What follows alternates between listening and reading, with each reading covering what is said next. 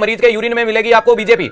अरे कौन मिलेगी? बेंस जोन्स प्रोटीन बोला जाता है जिसे। क्या बोलोगे? बेंस जोन्स प्रोटीन देखने को मिलती है और बेंस जोन्स प्रोटीन मरीज के यूरिन में देखने को मिलती है। ध्यान रखिएगा, अगर आपसे पूछा जाएगा कि इस कैंसर का कन्फर्मेटरी डायग्नोसिस क्या है तो bone marrow biopsy confirmatory diagnosis.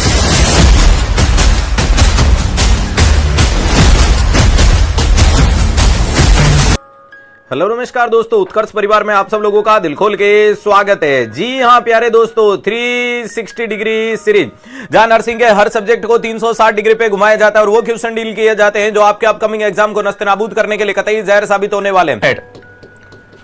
फोस्फोनेट दवाई का नाम है बिसफोस्फोनेट और मार्केट में फेमस है जिसका नाम है एलेंड्रोनेट।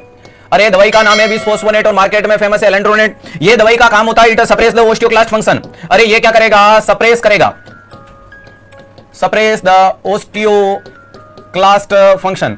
अरे ये किसके फंक्शन को सप्रेस करेगा? ओस्टियोक्लास्ट। हड्डी के अंदर 3 सेल बड़ी फेमस होती है, ओस्टियोसाइट, ओस्टियोब्लास्ट, ओस्टियोक्लास्ट। एक कैंसर के अंदर बीमारी है जिसका नाम देखने को मिलता है प्यारे दोस्तों मल्टीपल माइलोमा। कैंसर का नाम है माइलोमा। ध्यान रखिएगा, कैंसर का नाम है मल्टीपल माइलोमा। मल्टीपल माइलोमा में क्या होता है? बोन या बोन के अंदर भरी गई सेल का कैंसर हो जाना। अरे ध्यान रखिएगा, इसमें किसका देखने को मिलता है? बोन में भरी हुई सेल का एबनॉर्मल प्लोरीफरेशन हो जाना, या भैया जी किसका बोल सकते हो? एंटीबॉडीज का प्लोरीफरेशन हो जाना, या क्या बोल सकते हो? इम्यूनोग्लोबुलिन्स का प्रोलीफरेशन हो जाना, इम्यूनोग्लोबुलिन्स का प्लोरीफरेशन हो जाना। तो बोन सेल, एंटीबॉडी और इम्यूनोग्लोबुलिन्स का एबनॉर्मल प्लोरीफरेशन होने वाली चीज क्या कहलाती है? तो ध्यान रखिएगा सर, वो मल्टीपल माइलोमा नाम का कैंसर है। इसमें क्या होती है? ओस्टियोक्लास्ट के फंक्शन बढ़ जाते हैं। अरे इसमें क्या हो जाते हैं? ओस्टियोक्लास्ट अपने फंक्शन बढ़ा देती है। ओस्टियोक्लास्ट का मतलब बोन डेस्ट्रॉइंग सेल। इसे अपन क्या बोलते हैं? बोन डेस्ट्रॉइंग सेल के नाम से जानते हैं कि वो सेल जो बोन को डिस्ट्रॉय करने का काम करती है वो कौन सी है ये। अब वो बोन को डिस्ट्रॉय कैसे करेगी? तो हड्डी में भरे हुए कैल्शियम को लाकर के ब्लड में पटकना। हड्डी में भरे हुए कैल्शियम को लाकर के ब्लड में पटकती है तो इसके कारण मरीज में तो कंडीशन डेवलप होती है हाइपरकैल्सीमिया। बोन में है, बोन से हड्डी में कैल्शियम निकल के हड्डी से बॉडी में आ गया तो मरीज को देखने को मिलता है रीनल स्टोन के चांसेज। हड्डी में से कैल्शियम निकल गया तो हड्डी में ये गड्ढे बन जाते हैं या लीजन या निशान बन जाते हैं, दैट इज कॉल्ड ओसियस लीजन। हड्डी के बाहर भी निशान देखने को मिलते हैं जिसे बोलते हैं एक्स्ट्रा ओसियस लीजन। तो इस कैंसर का क्लासिकल साइन होता है प्यारे दोस्तों ओसियस लीजन। अरे क्या देखने को मिलते हैं? ओसियस लीजन। और क्या देखने को मिलते हैं? तो याद रखिएगा एक्स्ट्रा ओसियस लीजन देखने को मिलते हैं। एक्स्ट्रा ओसियस लीजन देखने को मिलता है, वेरी इंपॉर्टेंट चीज है। इस मरीज के लिए अपन दवाई देते हैं जिसका नाम है एलेंड्रोनेट और बिसफोस्फोनेट। ये दवाई करवाती है ईसोफेजाइटिस। ये दवाई क्या करवाती है? ईसोफेजाइटिस का मतलब इन्फ्लेमेशन ऑफ ईसोफेगस। इसलिए इस दवाई को हमेशा कैसे देना है? तो given with full glass of water. अरे किसके साथ में देना है? Given with full glass of water. अरे किसके साथ दोगे? फुल ग्लास ऑफ वाटर के साथ में दिया जाता है।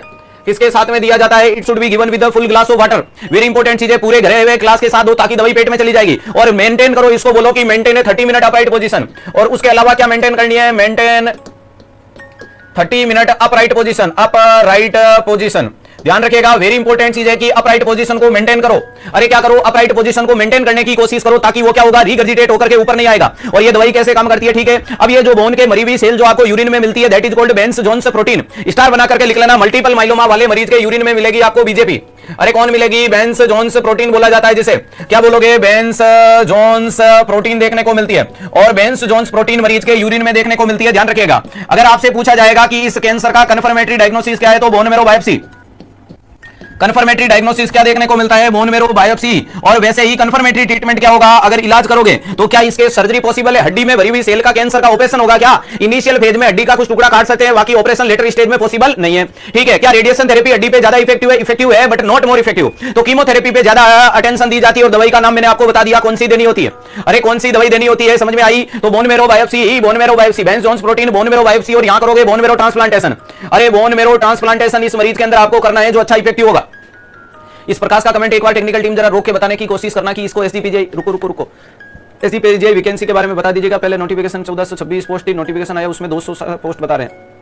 वो टोटल कितनी पोस्ट है? प्रकाश बेटा तुझे सिलेक्शन के लिए कितनी चाहिए? कमेंट करके बता। 1426 पोस्ट होती तो तू फॉर्म भरता, 1426 पोस्ट होती तो तू तैयारी करता। 260 पोस्ट आई तो अब तू फॉर्म नहीं भरेगा? भरेगा फॉर्म तो ही भरेगा। 260 पोस्ट है तो भी तू तैयारी करेगा। पोस्ट 1426 होती तो भी सिलेक्शन के लिए एक ही चाहिए होती और 260 है तो भी सिलेक्शन के लिए एक ही चाहिए होती है। तो फॉर्म पहले भी भरता, फॉर्म अभी भी भरेगा। वैकेंसी का नोटिफिकेशन पहले वो आया, अब ये आएगा। पोस्ट कितनी भी हो सिलेक्शन के लिए एक चाहिए। फॉर्म भरना था, तैयारी करनी थी, सिलेक्शन निकालना है। तो फिर यहां चलती हुई क्लास में बीच मजदार में रोकने का क्या सीन है? समझ पा रहे हो ना? तो कुल मिलाकर के थोड़ा कॉमन सेंस लगाओ। तुम थोड़ा क्या है कि स्लाइडों के सेशन में घूमने के बाद सामने वाले को व्लॉगर की दुनिया में ज्यादा मानने लगे। जब इतना डेप्थ में किसी भी चीज को पढ़ाया जाता है ना, तो कमेंट बड़ी तमीज के साथ में एक बार लिख देना होता है अगर छोटा मोटा डाउट है तो। और या फिर अगर लगे ना कि ये क्लास के टॉपिक से रिलेटेड नहीं है तो उस पर फोकस नहीं करना है। अब आपको पता है कि आपने कमेंट डाला इतना ज्यादा कि मैंने प्रकाश के ऊपर प्रकाश कर दिया, और प्रकाश के ऊपर मैंने प्रकाश करने की कोशिश की तो उजाले की किरणें सारे बच्चों पे गिरने लगी, तो कुल मिलाकर के कितना डिस्टर्बेंस निकल के आया, आउटपुट क्या आया? कुछ नहीं। क्या आप तुम्हारे कहने से मैंने 260 को 1260 करवा दिया या 2260 करवा दिया? नहीं। करो भाई फटाक से, फोन करूंगा ऐसी पीजे में। नहीं, प्रकाश नाराज है, 1426 से कुछ नहीं होगा।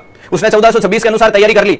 अरे तैयारी हमेशा टॉपर के लिए करो ताकि सिलेक्शन निकल जाता है, समझ पा रहे हो? तुम 1426वीं पोस्ट के लिए तैयारी कर रहे हो और वहां आपको पता आजकल तो नीट का जो अभी रिजल्ट आया उसमें टॉपर आ गए, 67 बंदे टॉपर आ गए ऑल इंडिया। 720 नंबर का पेपर है, 720 नंबर लाने वाले 67 बच्चे आ गए और एम्स दिल्ली में 67 पोस्ट ही नहीं है, यानी टॉपर को एम्स दिल्ली नहीं मिला। सोचो कंपटीशन का लेवल देखो तुम। अभी जो नीट का रिजल्ट देखने को मिल रहा है, कॉमन है जो एंट्रेंस एग्जाम देखने को मिल रहा था नीट वाला, उसके अंदर 720 नंबर का पेपर होता है, सही सवाल 4 नंबर देता है, गलत सवाल 1 नंबर काट के दिखाता है। और ऑल इंडिया टॉप करने वाले स्टूडेंट की संख्या मैंने बताई है 67, 67 बच्चे जिनके 720 में से 720 नंबर। और ऑल इंडिया का सबसे बड़ा इंस्टीट्यूट निकल के आता है एम्स दिल्ली। सबसे सारे बच्चों का एक ही ख्वाब होता है एम्स दिल्ली से जाकर के अपनी नौकरी वो फाइनल करना, बोले तो एमबीबीएस करना। और जो टॉपर टॉप बन गया फिर भी एमबीबीएस में नंबर एम्स दिल्ली नहीं मिला। अब बेचारे इससे ज्यादा क्या लाए? 721 लाए। तो पढ़ लो बेटा, लास्ट नंबर के रैंक की तैयारी करोगे तो ऊपर वाले ख्वाब तो यूं ही हट जाते हैं। तो पहला नंबर खुद को मान के तैयारी करो, 720 आए, 1426 आए, 260 आए, 20 आए, 25 आए, क्या फर्क पड़ता है?